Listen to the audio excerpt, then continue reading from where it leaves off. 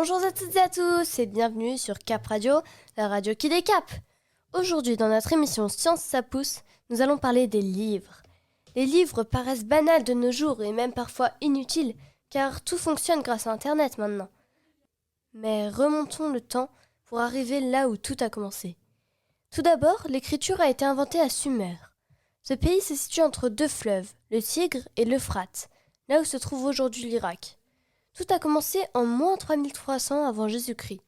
Les échanges entre paysans et commerçants, artisans et administrateurs sont de plus en plus nombreux. Les commerçants se mettent donc à utiliser des dessins afin de garder des traces et de mieux organiser ces transactions.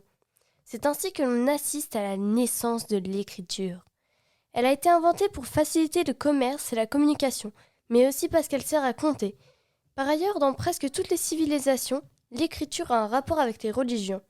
Les livres ont été créés car c'était une manière d'avoir toujours les textes sacrés avec soi pour un usage intime, une méditation ou une consultation commode.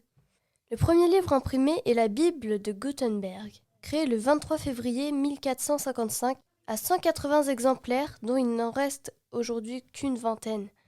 Mais je sais que beaucoup d'entre vous se demandent à quoi ça sert de lire. Bien, la lecture sollicite votre esprit critique et votre esprit d'analyse. Chaque page tournée renforce le tissu de connaissances de votre esprit et vous aide à mieux comprendre le monde qui vous entoure. De nos jours, la connaissance n'est pas importante, voire quasi inutile.